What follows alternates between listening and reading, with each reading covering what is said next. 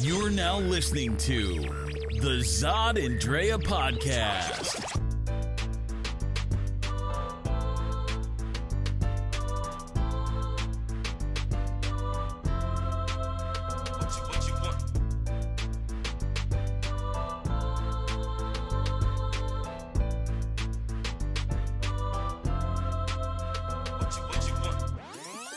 All right, people. Welcome to the Zod and Drea podcast.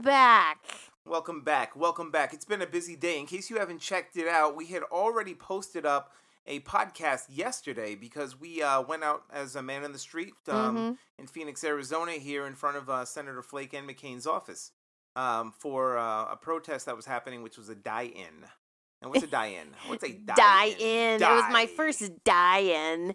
So I'm like, what's gonna happen? Is this gonna hurt? Am I gonna be afraid? Are there zombies? The coroner was not there, but we did see a skeleton. We saw a couple of zombies. It was pretty cool. So basically, what it is they're protesting against the Graham Cassidy bill, which is the new Trump care bill, which pretty much just destroys people and will kill them. Like 32 million people. So the die-in protest is to show a solidarity on what would happen. So they dress up as people, corpses, right? And they lie and they die with all kinds of tombstones and things. So that's what the protest was today. So if you didn't see that, make sure you check it out because we have videos of people that we interviewed. And it was really fascinating with some of the people that we got. And we got to learn about why they were there, why they took the time, and why they even care about what's going on. So please check it out. Yeah, especially since this will impact you too if it's passed. It's going to impact everybody in this country. Like if you think that corporations should be the ones benefiting from your sickness, think again.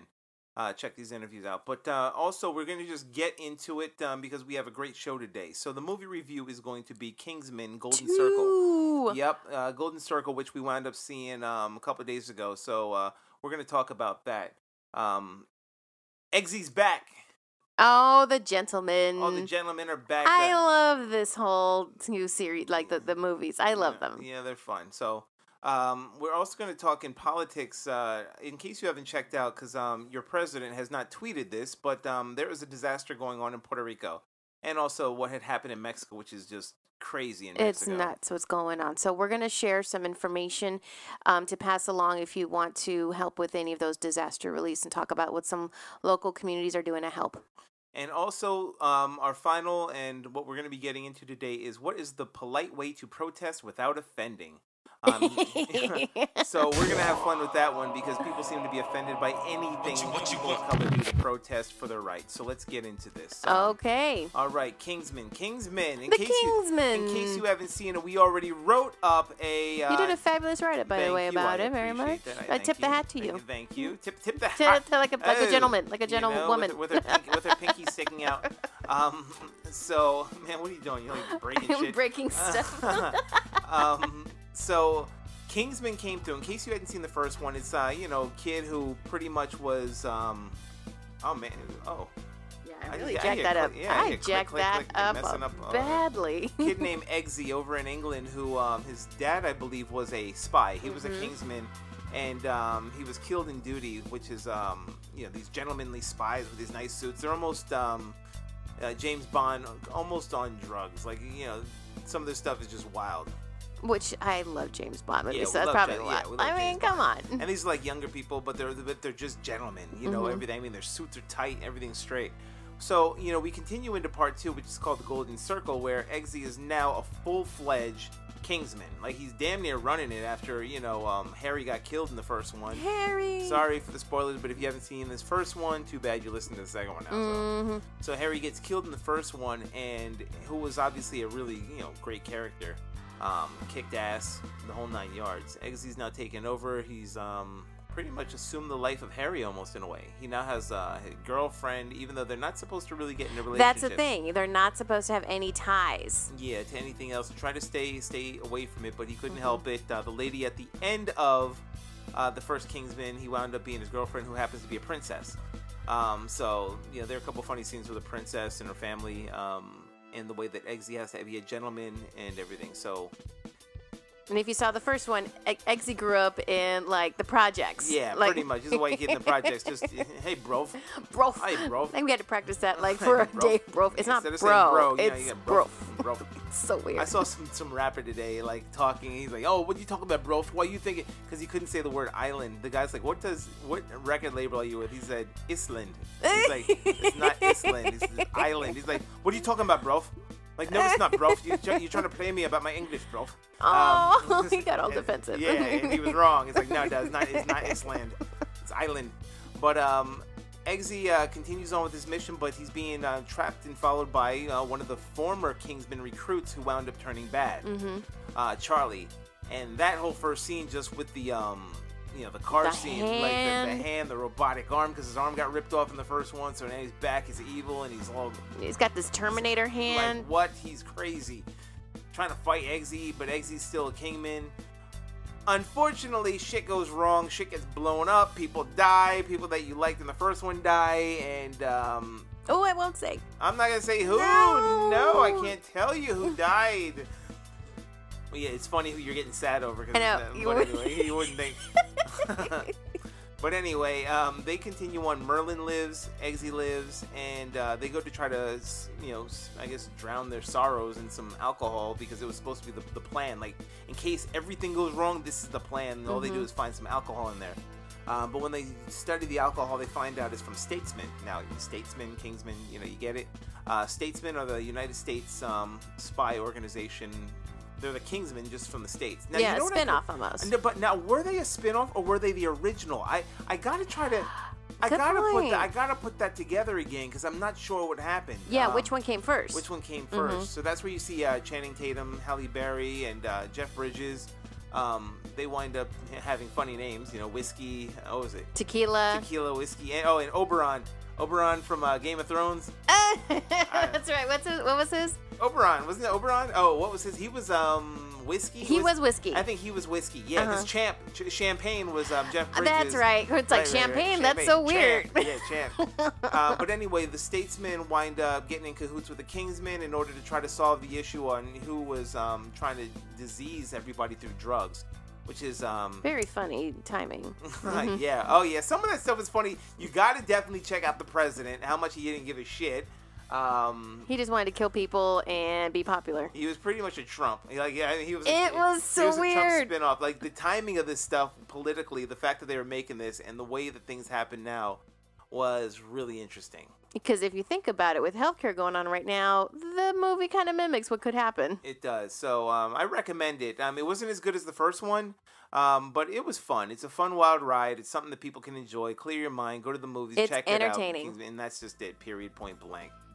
So now I talked a lot about the movie, but now we're going to talk about Puerto Rico and Mexico, and Drea's got a lot more information on that than I do, even though I do follow. Well, so as we all know, then it seems like Mother Nature is just wreaking havoc on the world right now. So it's been a week now, right? That a week and almost a day that Mexico had, it was near Mexico City, that they had a 6.3 earthquake, and ever since then, Mexico has been just trying to survive. They're pulling rubble. They're trying to find people that are still hidden underneath these buildings, right? And you've got communities. You had schools that were crushed. That just people from just all over the place, just from down the street, whomever it was, just regular citizens were coming together and working with the officials that were there to pull the rubble, save the people that were there. But they are in so much need of equipment, of masks, of what does it say? They also said a lot of the construction equipment. Yeah. Because it's so much has fallen apart. Like we saw videos of, what was it? It was like buildings just swaying. Yeah, they were saying that it was probably built on soft ground. So some of the buildings were just built on soft ground and because sand. Mexico City was built on a what do they say? It wasn't a swamp or marshland. It's not marshland. It's a lake bed, dried lake bed. Yeah. So over 600 years the city was built since then. On top of that, so whatever kind of earthquake happens, it's going to be even 10 times worse there because of the way that the land is. So there's so far a little over 200 people that have died, but again, it is the country and is coming together, but yet they also need help with, again, getting some of these equipment and materials and sonar equipment from other countries to help find the people that, if they're not alive anymore, they're at least trying to find the bodies that are buried. So some of the reliefs that are going on here in the United States are with, of course, Red Cross. What I found was pretty interesting, though, was that the president, Nieto, he immediately told he did a press conference, or at least some type of press release, and just said, you know what, Trump, we don't want any of your aid. Wow. Yeah, that's definitely what he said. He goes, we don't want your help, Trump. He didn't say we didn't want your help from the American people, but from him. Like, we don't need it anymore.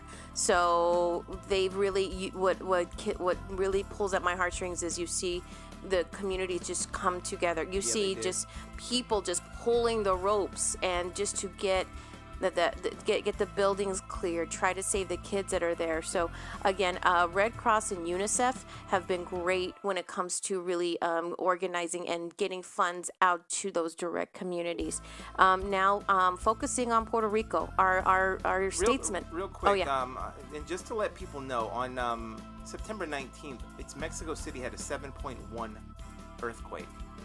But people don't really know, because things have been going on so much with this NFL stuff, that yesterday, I don't know if you know this, but you remember Oaxaca or whatever it is. Oaxaca had a 6.1, and near it also an 8.1. They had one on the 8th, September 8th, and 8.1, and they had another two quakes yesterday. Oh my God!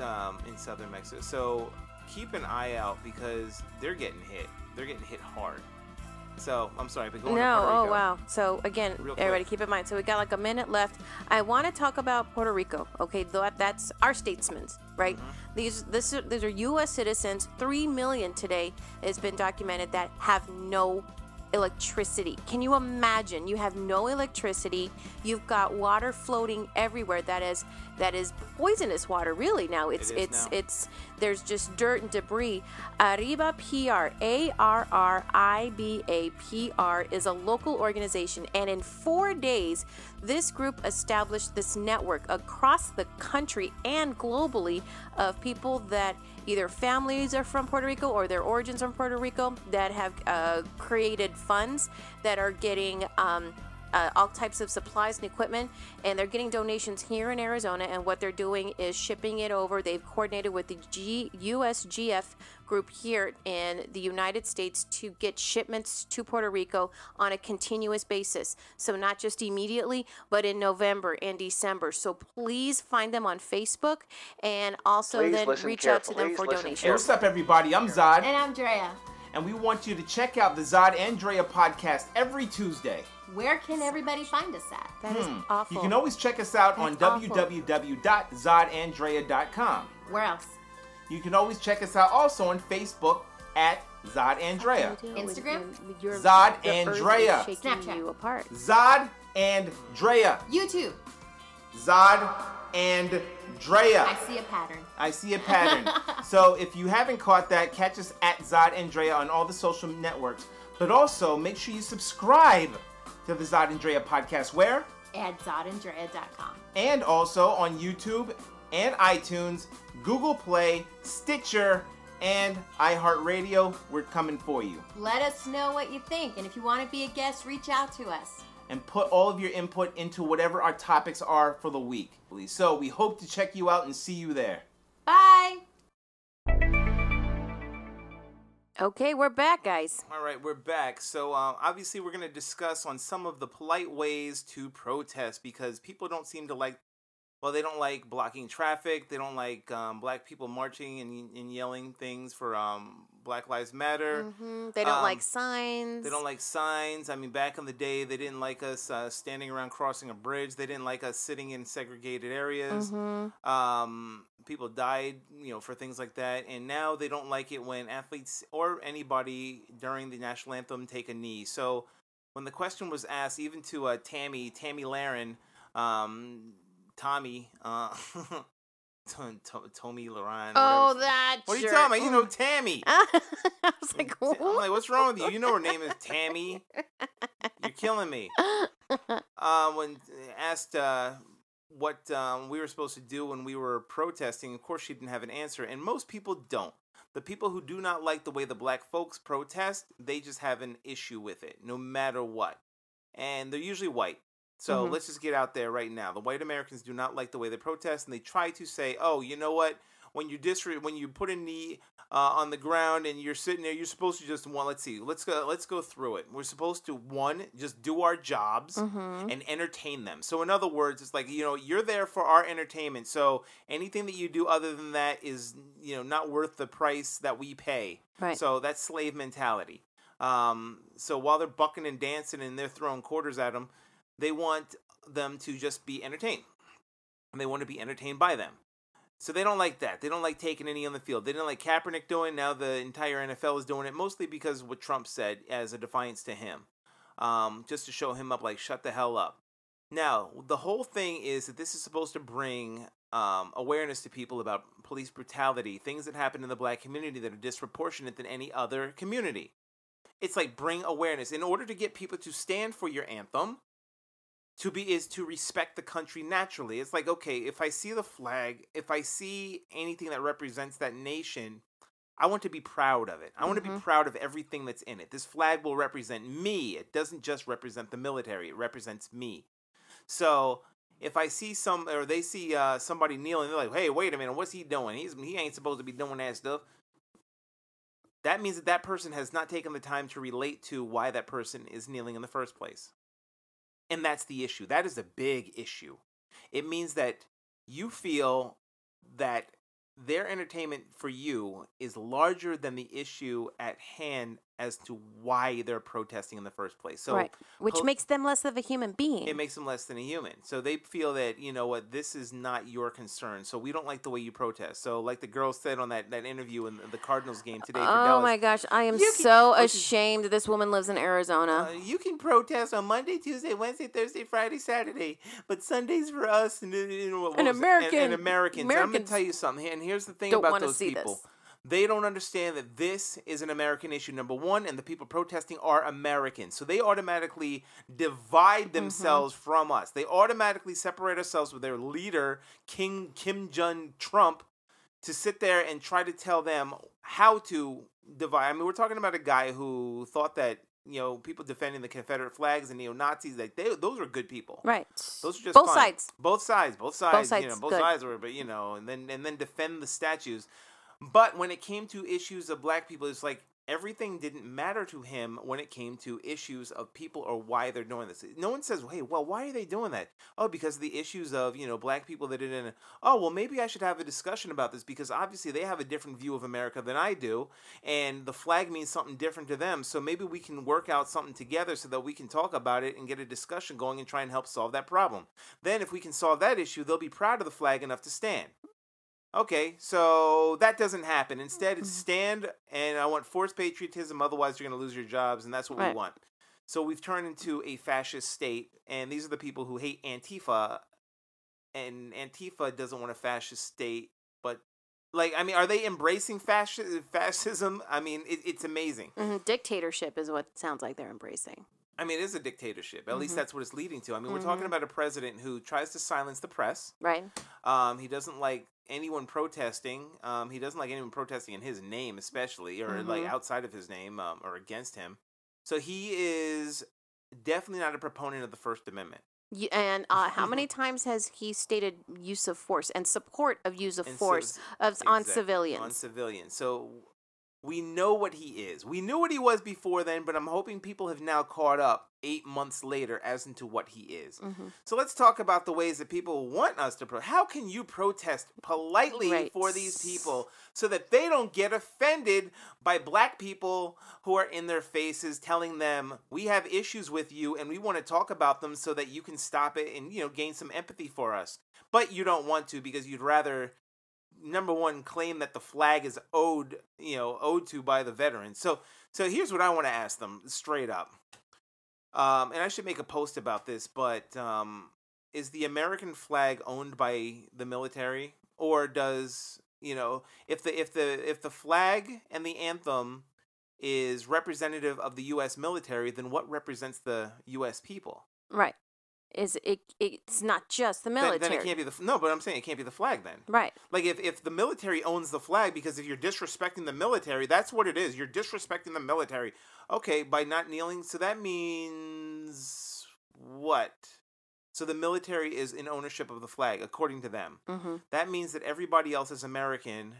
I mean, everybody isn't American except for the military. Or those who submit to the military, apparently. So the military should be in charge of it.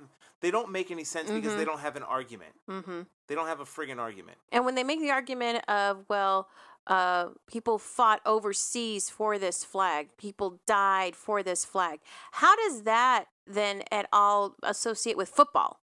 Has nothing to do with it. What does that have to do with football? What does that have to do with baseball? What does it have to do with any major sports where the flag and the national anthem is? Well, it's like let's talk about where that originated. Real quick, because we got to talk about the topic. But here's what's funny: NASCAR. He came out for NASCAR and the hockey team going to the White House. Now we already know hockey is like all white, NASCAR is all white, and the crowds are all white with Confederate flags waving in the back of their cars all day long. I'm talking at the NASCAR stadium. Oh yeah, that's what I mean.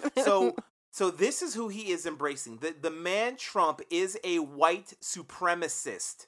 There are no words to be minced here. This is what he is, and the people who support him still, I don't care if you're sellout Paris Denard, you're a white supremacist, okay? And this is what the president is. So, the kind and polite ways to protest, let's see.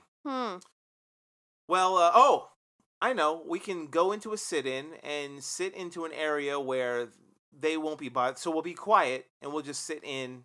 Where they won't see us. Where they won't see it. We can do that. We can do that. So that way they don't have to even worry about our problems. You know what I mean? Because I don't want to interrupt their day. Oh, wait a minute. We tried that in the 60s and the 50s when they did the sit-ins, but they didn't like that, so they poured food on people and fought them and punched them out. So that might not work.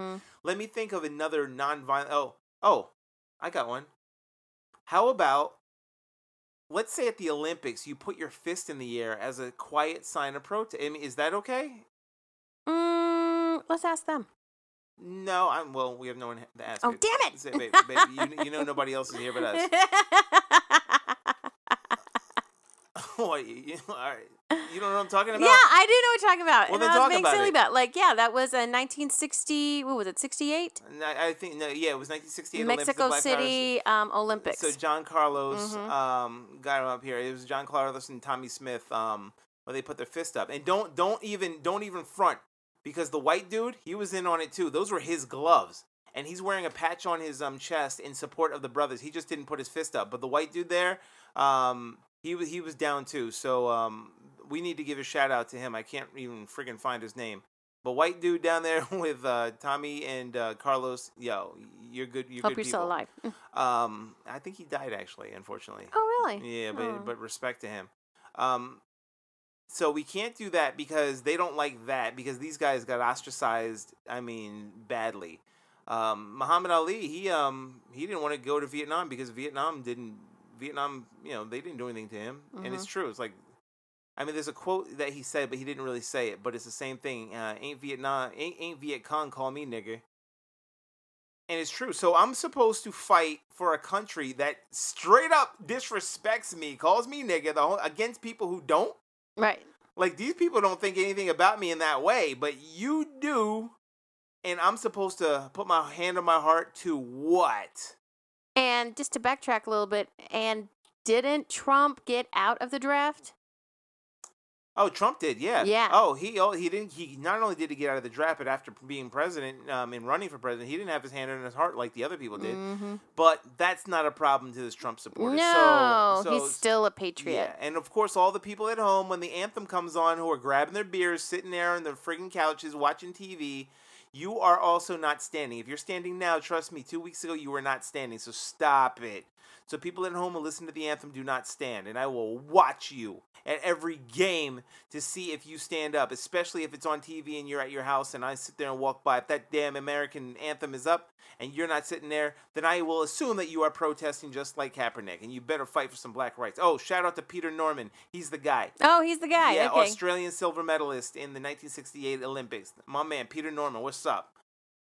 And both Smith and Carlos were pallbearers at his funerals 4 decades later. Isn't that dope? In 2006. So, peace to him. But another way. How else can people well, at Standing Rock, they tried to protest peacefully, but that didn't work out because they attacked them. Oh, yeah, because what happened? They got him with hoses, with dogs. Yeah, dogs. Yeah, they got him and bit him with dogs. And pellets. Because they don't like the way they protest. How many times were they shot at? God, you're right. White people are going to have to help us here. So white people, you're going to have to throw in some bones as into how black people and people of color are supposed to protest, so that you don't get offended, so that you don't have to face what we face. You don't have to think about our issues. I mean, isn't that the whole point of protesting? But, we want to do it politely. We have to do it politely where they won't get offended, because they're snowflakes and they will melt if we put a knee on the ground. Let's think Fresno, even during Cesar Chavez with the labor unions and the labor groups, the protesting. They would be in traffic and link arms. Remember? Yeah, we did that with Black Lives Matter. Also, they would link arms, and then trucks would try to come by, run them over. But see, the thing is, that's peaceful, but they're late for work. They don't have time for your damn issues, man. Out of the way. Your issues, it's like, that's just another Mexican. That's another black guy. Your issues are gonna have to wait because I gotta go and meet up with that stripper. Let's see. What other ways, nice polite ways that we can protest without offending them? We don't want to offend the red hats. The red hats. The red hats, the MAGA people. We don't want to offend them. So, let's see. I think I got it. What is it? When the football game comes on, we stay at home and we kneel in front of the TV. I think I may have gotten it. I think we got a form of protest that may not offend them. They won't have to think about why we're protesting. They won't have to see anybody. They don't have to consider black issues. They can enjoy their game. They don't have to think. They can go home and be like, I wonder where the black people were, but who cares? We're in our white world. So we may have it. Black people will have to kneel at home in front of their TVs. And make sure you don't document it or put it on Facebook, Instagram, Twitter. Do not post any pictures, because we don't want to offend. No Snapchat? No twitting? We can't offend white people. We have to make sure that they stay in their bubble and they pretend that these issues do not exist in the black. We have to let them pretend that cops aren't killing people at a 5-to-1 rate to white people. Yeah, because you must have done something wrong. You had to have done something wrong. So obviously, if it's 5-to-1, you're 13%, even at the same rate, when you adjust for the per capita, then of course you had to have done something wrong. It's not that there's an unjust system. It's just that you're doing something wrong. So we may have done it. We only had a minute left, and I think we did it. You solved the issue. You have to protest. Okay, people. Zod and Drea have fixed it so that America will be great again. And you don't have to worry about any issues whatsoever. Yep, you can watch your football game. You can now consider us 3/5 a man again. You can still do your rallies at your friggin' NASCAR events. And all you have to do is not even think about it. It's because we will be kneeling in front of the TV at home with a closed door with no internet around us. So then after that, we can stand up. Everybody's in unity. We can make America great again, because then you don't have to hear about our issues, and you can still be racist, stupid motherfuckers sucking everybody's dick, you dumbass assholes. But that's just a commentary from the Zodiac. Got anything to say? How do I follow that? Nothing. All right, so yeah. I'm not even going to preface this with, but I can say this podcast has cursing in it. So. I like that sticker. Yeah. Yeah. The little branding. God, these people crack me up. You know what? We're going to keep on kneeling. We're going to keep on doing this to annoy the crap out of you. The only way you're going to be able to get us to stop is when you address the issues that we're talking about. So otherwise, if you keep ignoring it, if you do not ask why, if you do not gain any sympathy, and you just keep on continuing being the selfish fucking assholes who follow this dumbass president the way that you are, then this will continue on until your kids are dead. What else you got to say? I got nothing. Cool. Then All I follow got us. was like, look, just follow us. Tell us your thoughts. You gotta have something to say about this podcast today. So please respond. If you support, at you don't like it. ZodandDrea.com, at Zod and Drea on internet, on Instagram, Twitter, and everything else. And make sure you follow us on all the social networks. Bye. All right.